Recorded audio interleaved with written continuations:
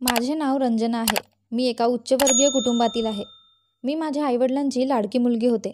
पण तो माणूस माझ्या आयुष्यात येईपर्यंत तो दुसरा कोणी नसून माझ्या वडिलांच्या कंपनीत काम करणाऱ्या एका नीच कामगाराचा मुलगा होता. मी 6 वर्षांची असताना तो माझ्या घरी आला आणि तो 4 वर्षांचा होता. मी त्याचा खूप तिरस्कार केला. त्यावेळी मी खूप निष्पाप होते. माझ्या आईच्या कुशीतलं मूल तिचं नाही, माझ्या कुटुंबाचा भाग नाही हेही मला माहीत नव्हतं. त्याआधी माझे आईवडील माझ्याकडे सर्व लक्ष द्यायचे. पण ज्या दिवशी तो आमच्या घरी आला त्याच दिवसापासून माझे आई बाबा त्यांच्यावर प्रेम करू लागले. जणू ते आपल्या मुलीलाच विसरले होते. घरात जे काही अन्न उपलब्ध होते ते आधी त्याला दिले जायचे. जसजसे मी मोठी झाले आणि मला समजू लागले तसतसे मला हे हळूहळू कळू लागले. त्याचे नाव अमोल होते आणि तो माझ्या वडिलांच्या कंपनीत काम करणाऱ्या नीच कामगाराचा मुलगा होता. माझ्या वडिलांनी त्या मजुराच्या मुलाला आमच्या घरी का आणले होते ते मला माहीत नाही. जेवढा वेळ मी माझ्या आईवडिलांसोबत खेळायचे तेवढा वेळ ते मला द्यायचे. पण आता माझा सगळा वेळ वाटून गेला होता. तो माझ्या घरी राहू लागला. त्याने माझी रूम शेअर करायला सुरुवात केली. माझे आईवडील मला माझी खोली त्याच्यासोबत शेअर करायला सांगायचे. पण त्यावेळी माझ्यासारख्या निरागस आणि भोळ्या मुलीच्या मनात रागाची आग धगधगत होती. मला अमोलचा खूप राग यायचा. कारण तो माझ्या घरी येताच त्याने माझे सर्व हक्क काढून घेतले होते आणि ते स्वतःच्या ताब्यात घेतले होते. पप्पांनी अमोललाही माझ्या शाळेत प्रवेश दिला होता. तर मी मोठ्या शाळेत शिकत होते. त्या गरीब आणि सामान्य कामगाराचा मुलगा माझ्या शाळेत शिकू लागला होता. आणि माझे वडील जेव्हा घरी यायचे आणि जेव्हा काही खाण्याचे पदार्थ आणायचे ते आता माझ्या आवडीचे नव्हते, तर अमोलच्या आवडीचे होते. नेहमी सेलिब्रिटीच्या भूमिकेत असणारा अमोल आल्यावर मला राग यायचा.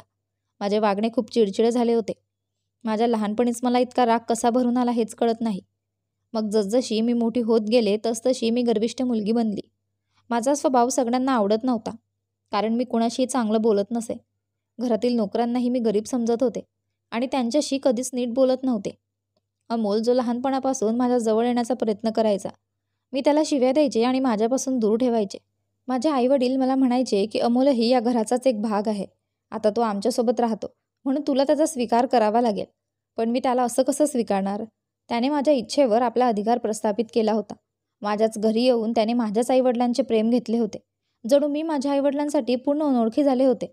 मग जेव्हा मी मोठी झाले तेव्हा मला समजले की माझे पालक अमोलवर का जास्त प्रेम करू लागले. मला समजले होते. आणि मग मला पण माझ्या आईवडिलांचा राग येऊ लागला होता. कारण माझ्या आईवडिलांना मुलगा नव्हता आणि त्यांना एक मुलगी होती.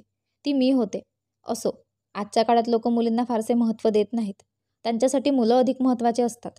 यामुळे माझ्या वडिलांनी अमोलला त्यांच्या कामगाराकडून दत्तक घेऊन त्याचे संगोपन करण्यास सुरुवात केली, जेणेकरून त्याला या घरात जागा द्यावी आणि त्यांचे नाव द्यावे.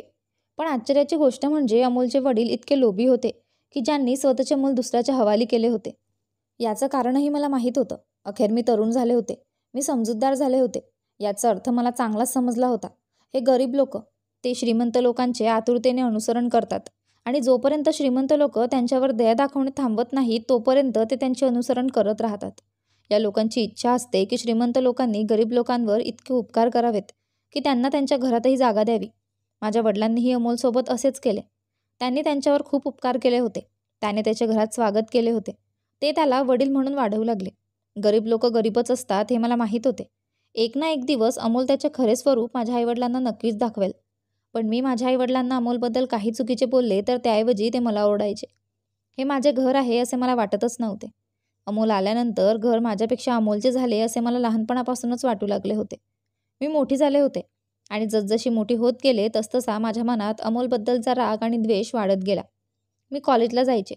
अमोलही माझ्यासोबत कॉलेजला जायचा. मला चांगलंच माहीत होतं की अमोल आमच्या घरात कसा आला आणि हा तुमच्या कामगाराचा मुलगा आहे. हे मी माझ्या आईवडिलांना मारामारीच्या वेळी अनेकदा सांगितले होते. कृपया त्याला आपल्या घरातून काढून टाका. आपल्या घरात राहणे योग्य नाही. हे घर माझे आहे आणि या घरातील प्रत्येक गोष्टींवर माझा हक्क आहे. पण लहानपणापासून तुम्ही लोक फक्त अमोलच्या येण्याने सगळं वाटून घेतलं. हे ऐकून माझ्या आईला फारसा त्रास झाला नाही. पण माझे वडील खूप दुखावले गेले. पप्पा म्हणायचे, जर तुला त्याचे सत्य माहीत आहे तर तू प्रत्येक वेळी हे शब्द का उच्चारते? हे सर्व ऐकून तो गरीब माणूस किती दुःखी होईल हे तुला माहीत आहे? तोही आपल्या घरात राहतो. आपल्या कुटुंबाचा सदस्य आहे. तुला हे मान्य करावेच लागेल. पण सत्य कधीही खोटे बोलता येत नाही याची मला खात्री होती. तो तुमचा मुलगा नाही. म्हणूनच मी त्याला या घराचा सदस्य मानू शकत नाही. यावर माझ्या वडिलांनी मला शपथ दिली आणि सांगितले की जर तुला माहीत असेल की तो एका सामान्य कामगाराचा मुलगा आहे आणि मी त्याला माझ्या घरी आणले आहे तर कृपया हे गुपित ठेव. त्यामुळे कृपया त्याच्यासमोर असे काहीही बोलू नको, कारण तो आम्हा दोघांना पती पत्नीला आपले आईवडील मानतो आणि तुला मैत्रिणीप्रमाणे वागवतो. सदैव तो तुझ्यासोबत असतो, पण तू त्याला नेहमी स्वतःपासून दूर ठेवले आहे. जर तू त्याच्यापासून दूर राहते तर दूर राहा. जर तुला त्याचा तिरस्कार करायचा असेल तर त्याचा तिरस्कार कर, परंतु कृपया त्याचे सत्य त्याच्यासमोर आणू नको आणि इतर कोणाच्याही समोर आणू नको. मी पप्पाला म्हणाले, पप्पा मी हे कधीच करणार नाही. हा गरीब माणसाचा मुलगा आपल्या घरात कसा आनंदाने राहतो हे मी सगळ्यांना सांगेल. जर देवाने प्रत्येकाचे नशीब असे केले तर गरीब लोक या जगात राहणारच नाहीत आणि त्याची वास्तविकता काय आहे हे देखील मी प्रसिद्ध करेल. माझे वडील माझ्यासमोर हात जोडून म्हणाले, देवाखातर रंजना हे करू नकोस. तुझ्या तोंडून अशा गोष्टी बोलू नको. आणि जर अमोलला हे कळाले तर त्याला खूप वाईट वाटेल आणि आम्ही त्याचे खरे पालक नाही हे त्याला कळू नये असे आम्हाला वाटते. माझी आई ही माझ्यासमोर रडायला लागली. ती म्हणाली, हे बघ, देवाने मला एकुलती एक मुलगी दिली आहे आणि तुझ्या वडिलांनीही अमोलला लहानपणी माझ्या घरी आणले होते. तुझ्या जन्मानंतर मी कधीच आई होऊ शकले नाही. मग देवाने अमोलला आमच्या घरी पाठवले आणि अशा प्रकारे मला माझा मुलगा आणि माझी मुलगी दोघेही मिळाले. मला प्रत्येकी 2 मुले आहेत, पण सगळ्यात मोठी उणीव म्हणजे त्यावेळी तू लहान असूनही अमोल आमचा मुलगा नाही हे तुला माहीत होतं. याचा फायदा तू घेतला रंजना. तुझे वडील बरोबर आहेत. त्यांचे सत्य कोणाला सांगू नको. तो गरिबाचा मुलगा असेल तर काय, तो एक चांगला माणूस आहे. आम्ही त्याचे संगोपन केले आहे, जसे आम्ही तुझे केले आहे. परंतु तू पाहिले का की तो तुझ्यापेक्षा आमची जास्त काळजी घेतो. माझे वडील म्हणाले, प्लीज बेटा, अमोलसमोर असे काही बोलू नकोस. भांडणाच्या वेळी तू त्याच्याबद्दल हे सर्व सांगितले आहे. आम्ही त्याला मोठ्या कष्टाने समजावतो की ती तुझ्यावर रागावलेली आहे. तिची चिडचिड झाली आहे. अभ्यासाच्या वाढत्या दबावामुळे ती असे बोलते. बिचारा शांतपणे हे मान्य करतो. कोणत्याही प्रश्नांची उत्तरे मागत नाही. माझ्या वडिलांनी लगेच माझा हात हातात घेतला आणि डोक्यावर ठेवला आणि म्हणाले, मी तुला माझ्याबद्दल शपथ घेण्यास सांगतो की तू अमोलबद्दलचे सत्य कधीही उघड करणार नाहीस, ना त्याला किंवा इतर कुणाला. मी पटकन हात मागे सरकवण्याचा प्रयत्न केला, तेव्हा पप्पांनी माझा हात बळजबरीने पकडला आणि ते म्हणाले, जर तू माझे ऐकले नाहीस तर तुला तुझ्या वडिलांचा मृत चेहरा दिसेल. मी तुला शपथ देतो, तू अमोलचे सत्य फक्त तुझ्या हृदयात ठेवशील. माझी इच्छा नसूनही मला माझ्या वडिलांची ही शपथ स्वीकारावी लागली आणि मग आजपर्यंत मी त्यांचे कर्तव्य पार पाडत आहे. ना मी हे सत्य त्याला सांगू शकले ना कुणाला सांगू शकले. मला माहीत होतं की मी अमोलला हे कधीच गांभीर्याने सांगितलं नाही आणि त्याला पटवून दिलं की तू हे आयुष्य माझ्या वडिलांच्या पैशावर जगतो आहे, नाहीतर तुझा दर्जा नाही. हे सर्व ऐकून तो शांतपणे आमचे घर सोडून जाईल आणि मी माझे आयुष्य शांतपणे जगेल आणि माझे आईवडील देखील फक्त त्यांच्या मुलीवर प्रेम करतील. परंतु हे शक्य नाही, कारण माझ्या वडिलांनी मला शपथ दिली होती आणि नंतर मला त्यांची शपथ पाळायची होती. मी इच्छा असूनही काही करू शकत नव्हते आणि मला माझ्या घरात अमोलला सहन करावे लागले. तेव्हा मी 17 वर्षांची होते. तेव्हा मी माझ्या पालकांशी वाद घालून माझी खोली तर वेगळी केली, कारण माझ्या आईलाही तेच योग्य वाटले आणि तिने माझ्या वडिलांना सांगितले की आता दोन्ही मुले तरुण झाली आहेत, त्यामुळे दोघांनी एकाच खोलीत राहणे योग्य नाही. नाहीतर याआधी मला माझ्या खोलीतही अमोलला सहन करावे लागत होते. अमोल अभ्यासात खूप हुशार होता, तर माझ्या रागामुळे आणि चिडचिडपणामुळे मी माझ्या अभ्यासावर जास्त लक्ष केंद्रित करू शकत नव्हते. मी कॉलेजमध्ये अनेक मित्र बनवले होते. जेव्हा कधी माझे मित्रमैत्रिणी घरी यायचे आणि अमोलचेही तेच फ्रेंड्स होते. जेव्हा माझे फ्रेंड्स घरी यायचे तेव्हा अमोल आमच्यात सामील होण्याचा प्रयत्न करायचा, पण मी त्याला साफ नकार द्यायचे. माझे फ्रेंड्स आले आहेत, तुला त्यांच्या समोर येण्याची गरज नाही. मी अमोलला जे काही सांगायचे ते तो करायचा. त्याला रागात मी चुकीचं बोलायचे तेव्हाही तो हसायचा आणि म्हणायचा की तू माझी खूप चांगली मैत्रीण आहेस, पण तू मला तुझा मित्र मानत नाहीस. काही हरकत नाही, मला खात्री आहे की एक दिवस तू मला तुझा खरा मित्र नक्कीच मानशील. अमोलचा स्वभाव आणि वागणूक एवढी मजेशीर होती की त्याच्याशी जो कोणी बोलायचा तो त्याला आवडायचा. तो हसत सुटायचा आणि आनंदी व्हायचा. त्याला भेटल्यावर लोक त्याला म्हणायचे की तो खूप विनोदी माणूस आहे, पण मला तसं काही वाटलं नाही. मला वाटले की त्याचे विनोद फक्त त्याचे नखरे आहेत. मला त्याच्या सर्व कृती स्वस्त वाटत होत्या. माझे आयुष्य असेच चालले होते, जेव्हा एके दिवशी माझ्या वडिलांच्या गाडीचा अपघात झाला. ड्रायव्हर गाडी चालवत होता, मात्र दोन्ही वाहनांच्या धडकेने चालक व माझे वडील दोघेही जागीच ठार झाले. हा अपघात आमच्यासाठी खूप वेदनादायी होता. माझ्या वडिलांवर खूप प्रेम होते. माझे मन मोठ्या दुःखाने भरून आले. अमोललाही वडिलांची खूप काळजी वाटत होती आणि त्या दिवशी मी पहिल्यांदा अमोलला रडताना पाहिलं. माझे वडील त्याचे खरे वडील नसले तरी तो माझ्या वडिलांना त्यांचे खरे वडील मानत होता, हे मला माहीत होते. हे एक सत्य होते जे मला आणि माझ्या फक्त कुटुंबालाच माहीत होतं. अमोलला माहीत नव्हते. वडिलांच्या निधनाने आम्ही सर्वजण उद्ध्वस्त झालो. वडिलांच्या निधनानंतर आई आजारी पडू लागली. आमचा अभ्यास पूर्ण झाला होता. माझे वडील हयात असताना त्यांची इच्छा होती की अमोलचे शिक्षण पूर्ण झाले की तो माझ्या वडिलांचा व्यवसाय सांभाळेल, पण आता वडिलांच्या मृत्यूनंतर आईने त्याला लगेच हा अधिकार दिला होता. तिने अमोलला सांगितले की आता तुला तुझ्या वडिलांचा व्यवसाय सांभाळायचा आहे. अमोलने माझ्या आईला आश्वासन दिले होते की तो माझ्या वडिलांचा व्यवसाय अधिक उंचीवर नेईल. पण मला राग आला, कारण या घरातील सर्व काही कायदेशीररित्या माझे आहे. माझाही खूप अभ्यास होता. मीही माझ्या वडिलांचा व्यवसाय सांभाळू शकले असते. पण आईने सर्वस्व अमोलच्या हाती दिले. मला या प्रकरणाचा आणखी राग आला. अमोल घरचा प्रत्येक निर्णय घेऊ लागला, कारण तो आता घरचा मोठा झाला होता. कारण आता तो माझ्या वडिलांच्या जागी आला होता. मला खूप राग आला होता की तो या घरात माझ्या वडिलांची जागा घेऊ शकत नाही. मी आईला म्हणाले, आई तू हे सर्व काय करते आहेस? अमोलला वडिलांचा व्यवसाय घेण्यासाठी परवानगी का दिली? होय, तो त्याच्या वडिलांच्या कार्यालयात जॉब करू शकतो हे खरे आहे, परंतु तो त्यांच्या कार्यालयात त्यांच्या जागेवर बसू शकत नाही. त्यांची जागा फक्त माझ्यासाठी आहे. यावर आई अचानक मला ओरडत म्हणाली, तू गप्प बस. या विषयावर बोलण्यास तुला कोणी सांगितले? असो, एक ना एक दिवस लग्न करून तुला इथून निघून जावं लागेल. तू तुझ्या सासरच्या घरी तुझा हक्क जमव. मी आईवर रागावले आणि रडत माझ्या खोलीत आले. दुसऱ्या दिवशी जेव्हा मी उठून आईच्या खोलीत गेले तेव्हा आईला रक्ताच्या उलट्या होत असल्याचे पाहून मला धक्काच बसला. मी जोरजोरात ओरडू लागले. घरातील सर्व नोकर आणि अमोलसुद्धा धावत आईच्या खोलीत आले आणि विचारले, काय झालं रंजना, का ओरडते? मग मी सगळ्यांना आईची अवस्था दाखवली. अमोलला पाहून मला खूप आश्चर्य वाटले. त्याने माझ्या आईला आपल्या कुशीत उचलले आणि तो त्यांना दवाखान्यात घेऊन गेला. मी माझ्या आईला डॉक्टरांकडे घेऊन जायला हवे होते, किंवा माझ्याकडे मोबाईलही होता. मी डॉक्टरला फोन करून बोलवू शकत होते. याचा मला पश्चाताप होत होता. तितक्यात अमोल आला आणि आईला दवाखान्यात नेले. मी आवाज करण्याऐवजी आईला डॉक्टरांकडे घेऊन जायला हवे होते. असे करण्याची बुद्धी माझ्यात नव्हती. आता हे श्रेय नक्कीच अमोललाच दिले जाईल की त्याने आईला लवकरात लवकर दवाखान्यात नेले. मी पण दुसऱ्या ड्रायव्हरसोबत हॉस्पिटलमध्ये पोहोचले आणि तिथे गेल्यावर डॉक्टरांनी आम्हाला एक गोष्ट सांगितली, ज्यामुळे आम्हाला धक्काच बसला. तुमच्या आईला कॅन्सर झाला असून तिचा आजार हृदयापर्यंत पसरला आहे, असे डॉक्टरांनी सांगितले. हे ऐकून माझ्या आणि अमोलच्या डोळ्यात पाणी आले. मी रडायला सुरुवात केली होती. अमोल मला धीर देऊ लागला. रंजना गप्प बस, सगळं ठीक होईल, काळजी करू नकोस, मी आईचा जीव वाचवेल.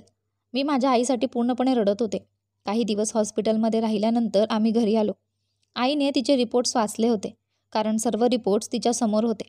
त्यामुळे तिला कोणत्या आजाराने ग्रासले आहे हे तिला माहीत होते. मी सर्व काही सोडून आईची सेवा करू लागले.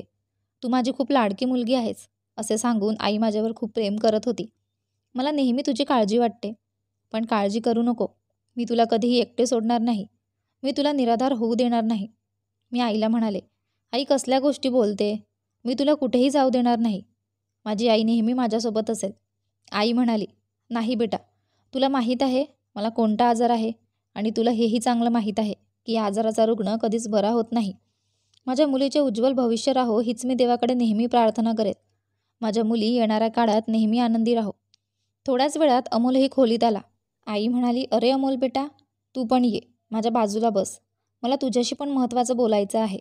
अमोलला बघताच माझा एकदम चांगला मूड खराब झाला. अमोलने आईसाठी ज्यूस आणला होता आणि म्हणू लागला, आई हा तू प्यायलाच पाहिजे, तुला स्वतःची खूप काळजी घ्यावी लागेल. आई म्हणू लागली, अरे बेटा, तू माझी काळजी घ्यायला आहेस ना, मग मला स्वतःची काळजी घेण्याची काय गरज आहे? अमोल हसायला लागला आणि माझ्याकडे बघून म्हणाला, रंजना, तू पण आईची थोडी सेवा कर, खूप वेळेपासून इथे बसली आहेस. हे ऐकताच मला राग आला आणि मी आईला म्हणाले, मम्मी त्याला गप्प बसायला सांग, कारण आईला माहीत होते की मी अमोलवर खूप चिडते आणि मला त्याची चेष्टा अजिबात आवडत नाही. आई हसत हसत त्याला म्हणाली, बेटा गप्प बस, माझ्या मुलीला त्रास देऊ नकोस. अशा प्रकारे ते दोघेही असले तर माझा मूड खराब झाला होता. आई माझ्याकडे बघून म्हणाली, रंजना बेटा, तुझ्या खोलीत जा, मला अमोलशी काहीतरी बोलायचे आहे. मी अस्वस्थ झाले आणि मी आईला म्हणाले, बरं तुला अमोलशी काय बोलायचं आहे, आणि मी खोलीच्या बाहेर का जाऊ?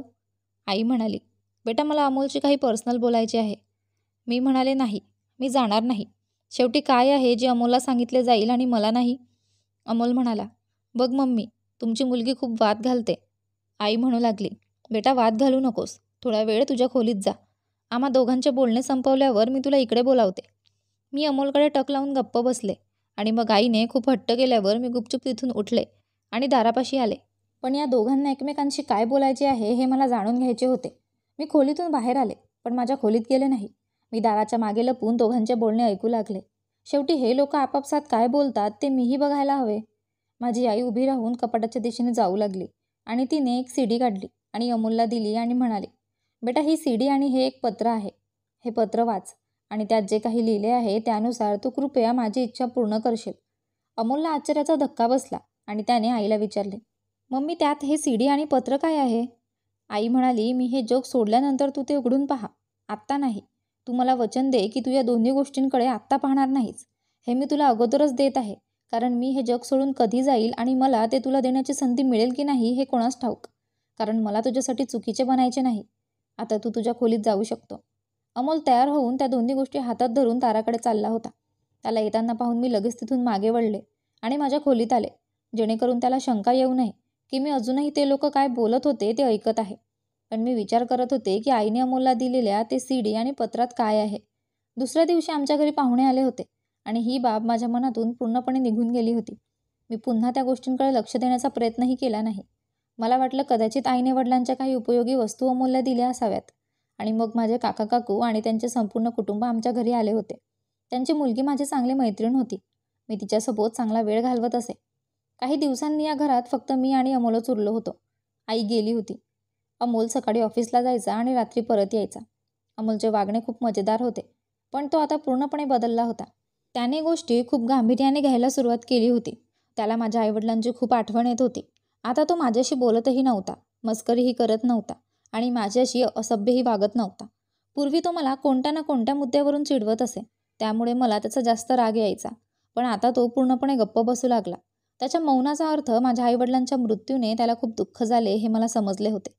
आधी वडील हे जग सोडून गेले आणि आता आईही राहिली नाही, अशी भावना त्याला होत आहे. एके दिवशी मी माझ्या मैत्रिणीच्या घरी गेले होते, कारण मलाही घरी एकटे राहण्याचा कंटाळा आला होता. मी तिच्या घरून आले तेव्हा मला दिसले की आमच्या घरात काहीतरी ॲक्टिव्हिटी सुरू आहे. हे सर्व पाहून मला आश्चर्य वाटले की पंडितजीही बसले होते आणि घरात कोणाचे तरी लग्न आहे असे वाटत होते. मी अमोलला म्हणाले, अमोल, हे सगळं काय होतं आहे? तर तो म्हणाला, तू आलीस? माझ्याबरोबर खोलीत ये, मला तुझ्याशी पर्सनल काहीतरी बोलायचे आहे. तो जे बोलला ते ऐकून मला धक्काच बसला. मी म्हणाले, तुला काय बोलायचे आहे? जे असेल ते इथेच सांग.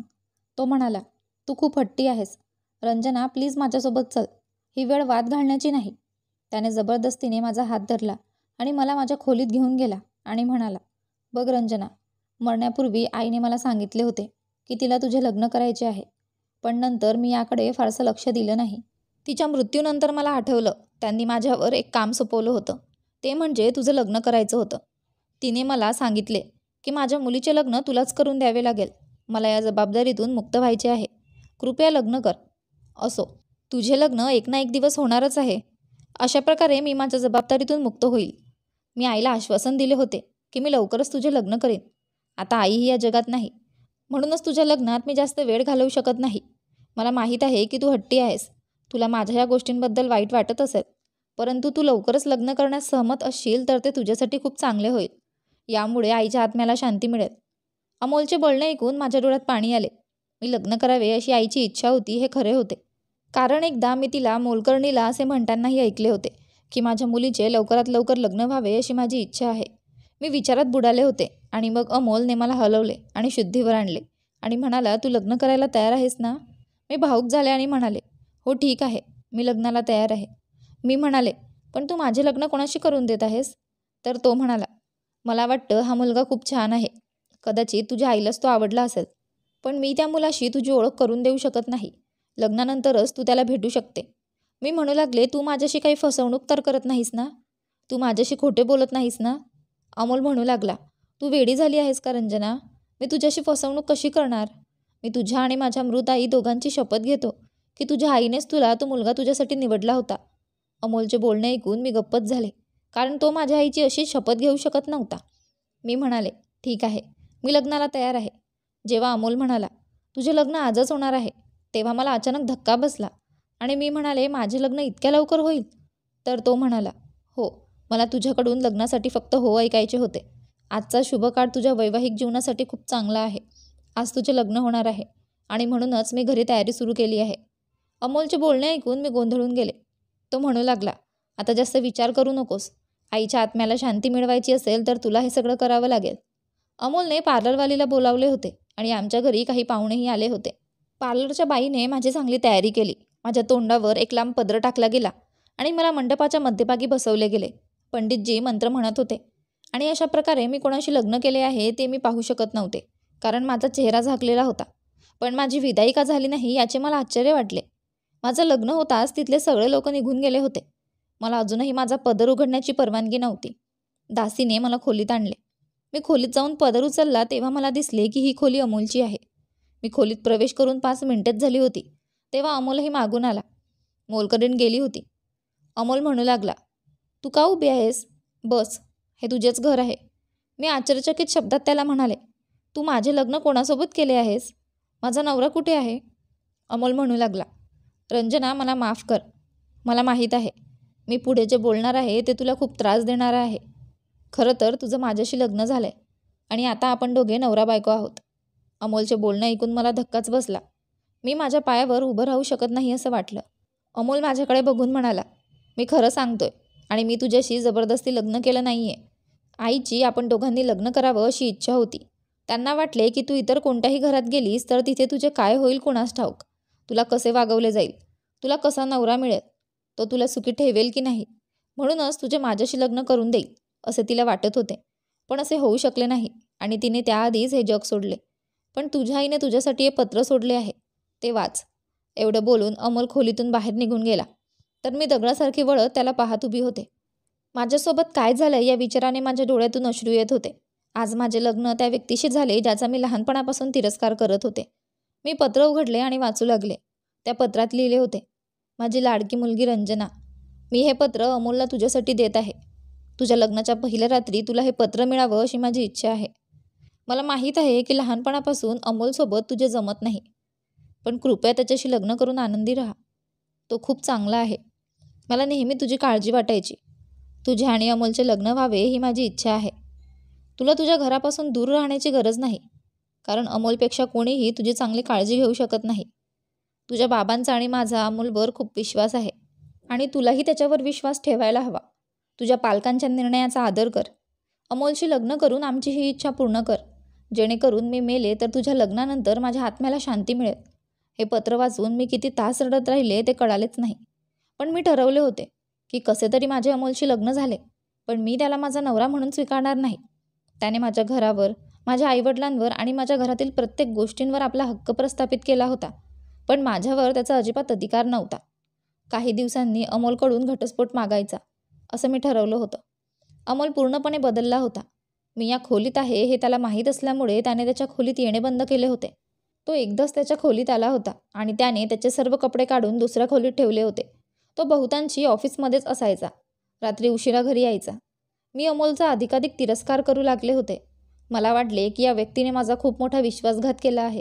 हे मी कधीच माफ करणार नाही. माझ्या आईवडिलांची इच्छा पूर्ण करण्यासाठी त्याने माझा वापर केला आहे. जर मला माहीत असते की मी त्याच्याशी लग्न करत आहे तर मी माझ्या आईवडिलांची ही इच्छा कधीच पूर्ण केली नसती. पण मला मिळवल्यानंतरही अमोलला आनंद झाला नव्हता. त्याला पूर्वीपेक्षा जास्त पश्चाताप झाला. त्याच्या चेहऱ्यावरचे हसू गायब झाल्यासारखे वाटत होते. तो बहुतेक ऑफिसमध्येच असायचा आणि मी दिवसभर घरीच असायचे. याची मला खंत वाटायची की मी अमोलशी लग्न का केले. आणि बस, मी अमोलकडे घटस्फोटाची मागणी कशी करावी याचा मी विचार करत राहिले. त्याने मला घटस्फोट देऊन मुक्त करावे आणि त्यानंतर तो त्याच्या इच्छेनुसार त्याच्याशी लग्न करू शकेल आणि मीही माझ्या इच्छेनुसार कोणाशी तरी लग्न करून माझे घर सेटल करेल. पण मी त्याच्यासोबत राहू शकत नाही. एके दिवशी मी अमोलचे कपाट काही कामासाठी उघडले. तेवढ्यात अचानक माझी नजर एका पॅकेटवर पडली. मी ती उघडले तर त्यात एक सीडी होती आणि ही तीच सीडी होती जी आईने एके दिवशी अमोलला दिली होती आणि सोबत आईने त्याला ते पत्रही दिले होते. मला आठवलं की या सीडीसोबत पत्र येत नाही, म्हणजे ते पत्र तेच असेल जे अमोलने मला लग्नाच्या रात्री दिले होते, जे आईच्या हाताने लिहिले होते. पत्रात काय लिहिले आहे ते मला माहीत होते, पण या सीडीमध्ये काय आहे हे मला जाणून घ्यायचे होते. अमोल घरी नव्हता, म्हणून मी माझ्या लॅपटॉपवर हे प्ले केले. तो सुरू होताच त्यात एक माणूस दिसला आणि त्याच्या मागच्या जागेकडे बघितले तर तो एखाद्या हॉस्पिटलमध्ये उपस्थित असल्याचे भासत होता. तो खूप आजारी दिसत होता आणि रडत होता. सतीश, तुला माहिती आहे की मी आजारी आहे आणि माझ्या मुलाच्या जन्माच्या वेळी माझी पत्नी या जगातून गेली होती. मी इतका आजारी झालो आहे की मी लवकरच हे जग सोडणार आहे. मी माझा मुलगा तुझ्या स्वाधीन करेल. देवानेही तुला मुलगा दिला नाही. मुलीला जन्म दिल्यानंतर तुझी पत्नी वांझ झाली. मुलाला जन्म देऊ शकली नाही आणि या शहरात माझे कोणी नातेवाईकही नाहीत. पैशांमुळे माझ्याजवळचे अनेक लोक आहेत, पण अडचणीच्या वेळी मला कोणी साथ देत नाही हे मला माहीत आहे. तू आणि तुझ्या पत्नीने मला नेहमीच खूप पाठिंबा दिला आहे. माझ्यावर अजून एक उपकार कर. माझा मुलगा अमोल, जो आता 4 वर्षांचा आहे, तो आई वारल्यानंतर गरीब नोकरांच्या ताब्यात गेला आहे. मी फक्त माझ्या व्यवसायावर लक्ष केंद्रित केले, परंतु आता हे जग सोडण्याची माझी वेळ जवळ आली आहे. मला जाणवले की मी माझ्या मुलाला जे प्रेम वडिलांनी दिले पाहिजे ते देऊ शकलो नाही. पण मी माझ्या मुलाचे भविष्य सुधारण्याचे ठरवले आहे. माझ्या मृत्यूनंतर तुम्ही माझ्या मुलाला तुमच्या घरी घेऊन जावे अशी माझी इच्छा आहे, त्याला वाढवण्यासाठी आणि त्याला एक चांगला माणूस बनवण्यासाठी. मी माझ्या मुलाला तुमच्यावर ओझे म्हणून सोडणार नाही. मी तुला माझा बंगला राहायला दिला आहे. मी तो फक्त त्यासाठीच दिला आहे.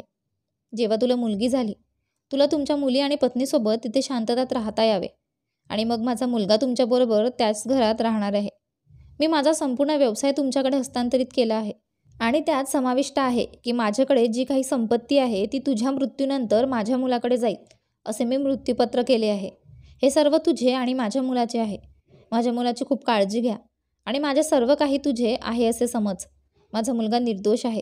माझ्या मृत्यूनंतर जर तुम्ही त्याला वडिलांसारखे प्रेम दिले तर तो तुला बाप मानू लागेल. मी तुझ्यापुढे हात जोडतो. माझ्या मुलाची खूप काळजी घ्या आणि कृपया कोणालाही सांगू नका की तो तुमचा मुलगा नाही. त्याला नेहमी सांगा की तुम्ही त्याचे वडील आहात, नाहीतर त्याला खूप वाईट वाटेल. आणि जर तुम्हाला माझ्या मुलाला सत्य सांगणे योग्य वाटत असेल तर तुम्ही त्याला सांगा. त्यापेक्षा माझा हा व्हिडिओ त्याला द्या. माझा व्हिडिओ पाहिल्यानंतर त्यालाच समजेल. मी तुझ्या कंपनीचा बॉस आहे आणि तू माझा कामगार आहेस. पण कंपनीत असतानाही मी तुझ्यावर सर्वात जास्त विश्वास ठेवत असे. तुमची गोष्टच वेगळी आहे. म्हणूनच मी इतका मोठा निर्णय घेतला आहे, कारण तुम्ही एक प्रामाणिक आणि विश्वासू व्यक्ती आहात. असे म्हणत तो माणूस ढसाढसा रडत होता आणि त्यानंतर व्हिडिओ पूर्ण झाला. पण हे सर्व अमोलचे आहे हे जाणून मला धक्का बसला. आणि अमोल हा शहरातील एका व्यावसायिकाचा मुलगा होता, ज्याच्या कंपनीत माझे वडील काम करायचे. याचा अर्थ हे सर्व माझ्या वडिलांचे नसून अमोल आणि त्याच्या वडिलांचे होते. त्यांनी माझ्या वडिलांवर एक उपकार केला होता. अमोलला आयुष्यभर वाढवता यावं म्हणून त्यांनी हे सगळं त्यांना दिलं होतं. आणि मी एक होती जिने अमोलला आयुष्यभर सामान्य माणूस मानले होते. हेच कारण होते की आईने तिच्या मृत्यूपूर्वी त्याच्या वडिलांबद्दलचे सत्य त्याला सांगितले होते. याचा अर्थ असा की अमोलने माझ्या कोणत्याही गोष्टींवर त्याचा हक्क प्रस्थापित केला नव्हता. उलट तो सर्वस्वी त्याचा होता. मी त्याच्या दारात बसले होते. त्याच्या वडिलांनी माझ्या वडिलांवर खूप विश्वास ठेवल्यामुळे माझ्या पालकांनी त्याला वाढवले. आणि मग अमोल आल्यानंतर आमच्या घरची परिस्थितीही बदलली होती. अमोलच्या वडिलांनी आधीच ठरवले होते की भविष्यात त्यांना माझ्या आईवडिलांच्या ताब्यात आपला मुलगा सोपवायचा आहे. त्यामुळेच त्यांनी हळूहळू त्यांची गरिबी आयुष्य काढून घेण्यास सुरुवात केली होती.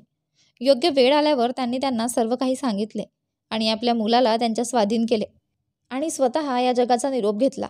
वास्तविक अमोलचे वडील खूप मद्यपान करायचे आणि त्यामुळे त्यांच्या दोन्ही किडन्या खराब झाल्या. त्यांनी व्यवसायावर लक्ष केंद्रित केले, परंतु त्याचवेळी त्यांनी इतके मद्यपान करण्यास सुरुवात केली की त्यांनी आपल्या प्रकृतीकडे लक्ष देणे बंद केले आणि आपल्या मुलाबद्दल विचार करणेही बंद केले की भविष्यात त्याचे काय होईल. परंतु नंतर त्याला समजले की त्यांचा मृत्यू जवळ आला आहे. त्यामुळे आपल्या मुलाचे भवितव्य सुधारण्यासाठी आणि आपला मुलगा इकडे तिकडे अडखळू नये यासाठी आपल्याला काहीतरी करावे लागेल हे त्यांना आठवले. म्हणूनच त्यांनी आपल्या कंपनीच्या एका प्रामाणिक आणि विश्वासू कामगाराकडे आपला मुलगा सोपवला आणि त्यांनी आपली सर्व मालमत्ता त्याच्या नावावर केली होती. आणि नंतर त्याच्या मृत्यूपत्रात हे देखील लिहिले होते की जेव्हा त्यांचा मुलगा लहान असला आणि त्यांचा मित्र कधी मेला तर त्याची सर्व मालमत्ता अमोलची होईल. अमोलच्या वडिलांनी त्यांची सर्व मालमत्ता त्यांच्या मुलाकडे आगाऊ हस्तांतरित केली नव्हती, कारण त्यांना वाटले जर त्यांनी त्यांची सर्व मालमत्ता अमोलकडे हस्तांतरित केली आणि जर त्यांनी अमोलला माझ्या आईवडिलांच्या स्वाधीन केले आणि त्यांनी आम्हा दोघांमध्ये फरक समजला तर काय होईल. हे सर्व अमोलचे आहे आणि फक्त त्याची आहे असा विचार करतील. त्यात त्यांचा काहीही सहभाग नाही. त्यांनी आपल्या मुलाला कधीच चांगले वाढवले नाही तर तो जाईल कुठे, त्याचे काय होणार. माझ्या वडिलांना असे वाटू नये की त्यांना त्यांच्या संपूर्ण आयुष्याच्या बदल्यात काहीही मिळाले नाही. म्हणूनच त्यांनी माझ्या वडिलांच्या नावावर आधीच सर्व काही करून दिले होते आणि त्यांच्या मृत्यूनंतर अमोलच्या नावावर मृत्यूपत्र केले होते. कारण सत्य जाणून घेऊन अमोलने कधीच माझ्या आईवडिलांपासून वेगळे होण्याचा प्रयत्न करू नये हे संपूर्ण सत्य होते आणि मला काहीतरी वेगळेच समजले होते. मला अमोलबद्दल वाईट वाटू लागले की त्याने बिचाऱ्याने ती सीडी पाहिली होती आणि त्याला संपूर्ण सत्य माहीत होते, तरीही त्याने माझ्या आईची इच्छा पूर्ण करण्यासाठी माझ्याशी लग्न केले आणि आजपर्यंत त्याने माझ्याशी काहीही चुकीच्या करण्याचा प्रयत्नही केला नाही. किंबहुना त्याने माझ्यापासून स्वतःला पूर्वीपेक्षा जास्त दूर केले होते. खरंच अमोल खूप चांगला माणूस होता. मला त्याची गेलेल्या लहानपणापासूनची खंत होती. तो श्रीमंत बापाचा मुलगा होता म्हणून नाही, कारण त्या गरीब माणसाच्या आईवडिलांनी त्याला लहानपणीच सोडलं होतं. माझ्या वडिलांनी अमोलला घरात आणलं नसतं तर लोकांनी त्या गरीब निरागस मुलाचा कसा फायदा घेतला असता कुणास ठाऊक. मला माझ्या सर्व चुकांचा पश्चाताप होऊ लागला आणि आतापर्यंत जे काही विलासे जीवन मला मिळाले आहे ही सगळी अमोलच्या वडिलांची देण होती. अमोल आणि त्याच्या वडिलांमुळे मी या सगळ्यातून गेली होते. मला वाटलं होतं तसं काहीच नव्हतं. असं म्हणतात की कधीकधी आपण जसं पाहतो तसं काही घडत नाही, पण आपण कल्पनाही केली नसेल तसं घडतं. मी अमोलची माफी मागायची हे ठरवले होते. लहानपणापासूनच आजपर्यंत मी त्याच्याशी जी काही वागणूक ठेवली, त्या सर्वांसाठी मी आनंदाने त्याची माफी मागेन. आज मी अमोलची घरी येण्याची आतुरतेने वाट पाहत होते. अमोल रात्री खूप उशिरा घरी आला. मी त्याच्यासमोर हात जोडून उभी राहिले. मी म्हणाले, अमोल, मला तुझे सर्व सत्य कळाले आहे. आईने तुला दिलेली CD मी पाहिली आहे. अमोलने माझे म्हणणे गांभीर्याने घेतले नाही आणि म्हणू लागला, पाहिले तर मी काय करू? मी म्हणाले, मला माफ कर. लहानपणापासून आजपर्यंत माझं तुझ्याशी वागणं खूप चुकीचं होतं. मी तुझ्याशी असे वागायला नको होते. अमोल म्हणाला, ठीक आहे, मी तुला माफ केले. आता तू तुझ्या खोलीत जाऊ शकतेस. मी म्हणाले, अमोल, काय झालंय तुला? तू खूप विनोद करायचास. अमोल म्हणाला, तुला माझा विनोद आवडत नाही. माझे आई आणि बाबाच होते जे माझा विनोद गंभीरपणे घेत असत. आई आणि बाबा गेल्यावर माझे हसणे आणि माझी मजाही संपली.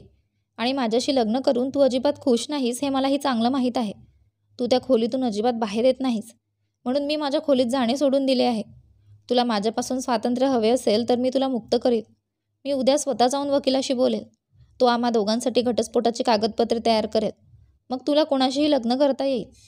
अमोलचे बोलणे ऐकून माझ्या डोळ्यात पाणी आले. तो त्याच्या खोलीत गेला आणि मी माझ्या खोलीत आले आणि ढसाढसा रडले. त्याच्यापासूनचे अंतर मला का सहन होत नव्हते माहीत नाही. मला त्याच्यापासून घटस्फोट घ्यायचा नव्हता, पण त्यानेच मला घटस्फोट देणार असल्याचे सांगितले होते.